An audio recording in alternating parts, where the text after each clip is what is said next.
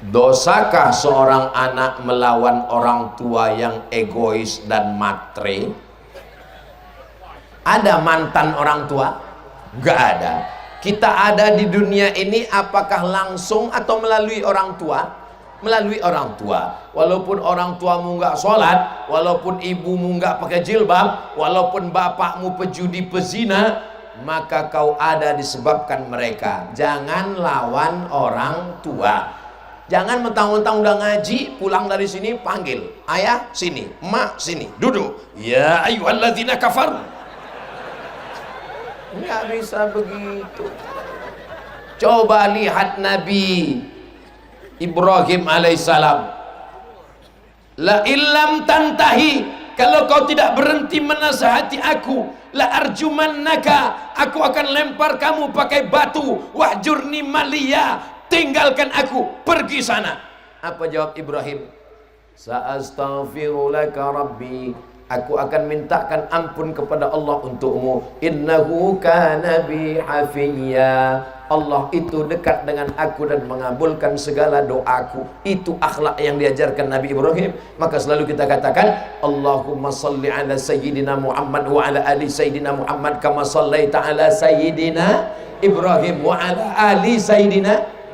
Kenapa Ibrahim? Karena Ibrahim berakhlak kepada ayahnya, dibalas Allah. Maka apa bukti akhlak Ibrahim? Anaknya juga Ismail berakhlak.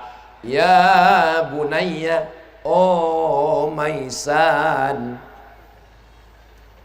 ya bunayya, wahai anakku, inni ara fil manam, aku lihat dalam mimpiku, anni azbahuka, aku menyembelih lehermu, fanzur madza tara, apa pendapatmu? Apa jawab Ismail? Ya abati, wahai ayahku, if'al ma tu'mar, laksanakan apa yang diperintahkan Allah. Satajiduni insyaallahu minas sabirin.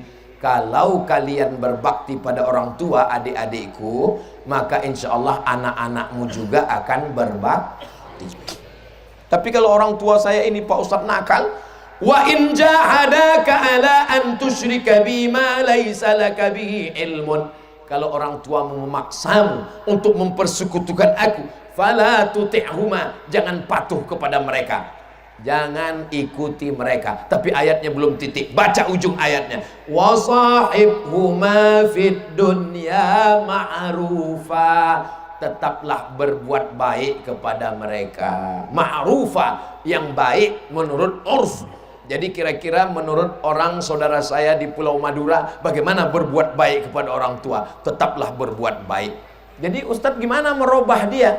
Cara merubahnya, cari siapa orang tokoh yang dia hormati, pakai lidahnya. Lihat dia sukanya ke siapa. Oh, ada tokoh yang dia segani Ustadz, ini ada orang datang ke dia, Pak tolong sampaikan ke bapak saya, jangan egois, jangan matre, karena sekarang udah nggak pakai matre 6.000 lagi.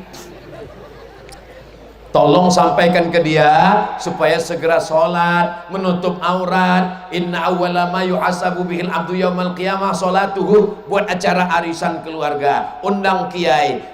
Judul kita pada hari ini adalah arisan keluarga membahas neraka jahanam untuk orang yang matre. Kata bapaknya, ini kayak nyindir saya. Boleh nanya Pak Kiai? Boleh. Apakah Pak Kiai ada dapat bocoran? Nah, jadi melalui lisan orang lain. Tapi ada yang lebih hebat daripada itu. Apa dia? Ad-du'a silahul mu'min. Doa senjatanya orang beriman. Maka sholat tahajud malam, di sujud terakhir minta supaya diberikan Allah hidayah.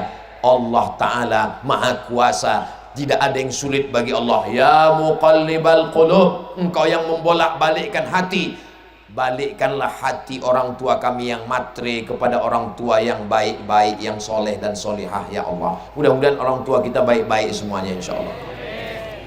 Orang tua seperti Quran lapuk. Bagaimana Quran lapuk? Mau dibaca tidak terbaca karena titik ba-nya sudah 3. Tapi mau dibuang berdosa. Quran yang lapuk, Quran yang sudah lama, Quran tahun 70-an, mau dibaca tidak terbaca, mau dibuang berdosa. Lalu gimana? Simpan-simpan aja sampai hilang sendiri. Jaga orang tua. Saya ini tidak punya ayah, tidak punya ibu. Saya ini anak yatim piatu.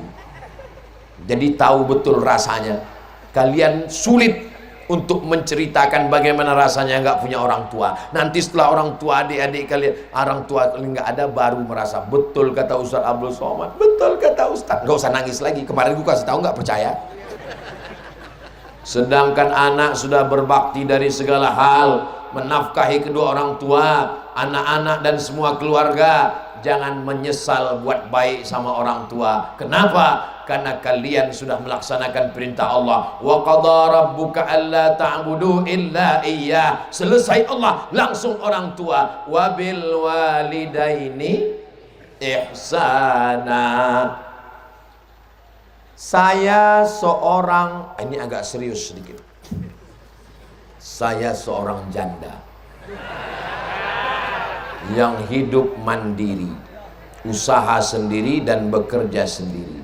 Tapi meski lelah, selalu dituntut untuk selalu dapat uang untuk menghidupi kebutuhan semua keluarga. Bagaimana ini Pak Ustadz? Ini perlu diselamatkan.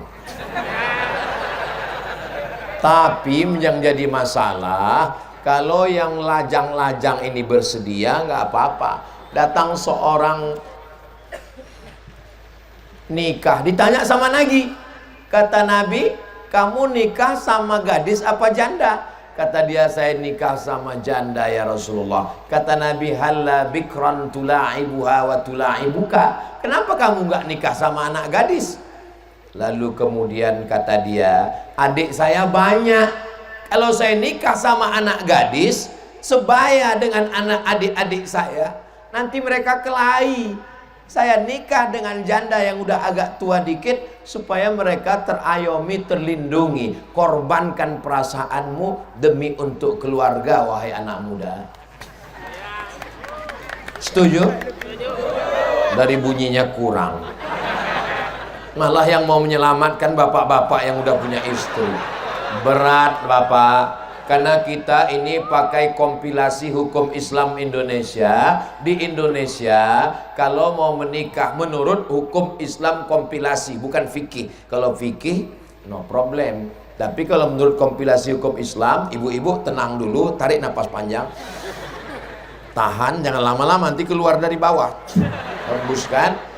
Menurut kompilasi hukum Islam Indonesia, ini bapak-bapak ini kalau mau menambah, dia mesti ada surat izin tertulis dari ibu yang disahkan oleh pengadilan agama. Nah, jadi makanya ibu sebelum tidur malam, yakinkan di dekat tempat tidur itu tidak ada pena, kertas, dan materi. Nanti kalau sudah ditandatangani, gini caranya Pak, saya ajari ya. Bapak siapkan kertas sama pena sama materi, bawa kepada ibu, sudah ditandatangan, kasih tahu, mama mau masuk surga secepat kilat. Mau? Tanda tangani ini. Dia baca, banyak jalan lain menuju surga. Mudah-mudahan Allah melembutkan hatinya, insya Allah. Setelah dia tanda tangani, nanti dibawa ke pengadilan agama. Nanti hakim bertanya, apakah benar ini surat ibu yang tanda tangani? Kata dia, betul Pak Hakim. Dengan penuh kesadaran, tolong cepat putuskan Pak Hakim sebelum hatiku berubah. Fankihu ma taba lakum minan nisa'i masna wa thulatha wa ruba' fa in khiftum alla ta'dilu fawahidah. Kalau kamu takut tidak mampu bersikap adil, maka satu cukup, only one. Only one. Berapa banyak orang lebih mau suaminya berzina, makan haram daripada yang halal. Ini adalah emergency door. Kalau kita naik pesawat, itu pramugara ngasih tahu, ladies and gentlemen, kepala beku di stempelsman, all of our passengers, semua penumpang, ini pesawat ada dua pintu, pintu depan dan pintu belakang. Tapi kalau terjadi kecelakaan, ada pintu alternatif yang dibuka kalau terjadi sesuatu. Paham? Sulit memang menjelaskan sama orang yang ketakutan. Suami yang takut kepada istri, itu nanti pas mau masuk surga tidak diizinkan malaikat. Kenapa? Karena kata malaikat ini tidak takut sama Allah, tapi takut sama itu. Paham? Suami yang terlalu takut kepada istri itu nanti dikubur nggak kena azab kubur. Kenapa? Pas mau diazab malaikat, kata malaikat ini nggak usah kita azab. Kenapa? Waktu di dunia sudah terlalu azab.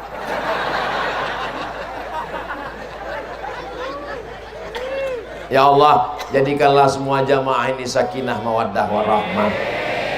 Jamaah yang dimuliakan Allah Subhanahu wa taala, tabligh akbar, pengajian puncaknya bukan pada tausiahnya, puncaknya adalah pada doa. Jangan beranjak dulu, aminkan doa kiai, khusyukkan hati, minta sama Allah barokah turun, karena majelis ilmu dihadiri oleh para malaikat. Majelis kita ini dihadiri oleh para malaikat. Malaikat memanggil teman-temannya, halummu ila hajatikum, inilah hajat yang kalian cari. Maka semua malaikat akan mengaminkan doa-doa kita. Itulah mengapa di akhir majelis apalagi dibacakan Maulid Barzanji, Simtud Durar, Ad-Diyaul Lami, Ad-Dibai, maka insya Allah amal-amal kita ini dipersaksikan oleh para malaikat, dibawa kepada Rasulullah sallallahu alaihi wasallam, dibisikkan sama kiai, antum yang baca doa. Ila hadratin Nabiil Mustafa Muhammadin sallallahu alaihi wasallam wa alihi at-tayyibin at-tahirin wa ashabihil mayamin wan nabiyyin was-siddiqin wasyuhada was-salihin wal malaikatil muqarrabin wal ulama'il amilin wa ala hadhihi an-niyyah wa kulli niyatin salihah. Al-Fatihah.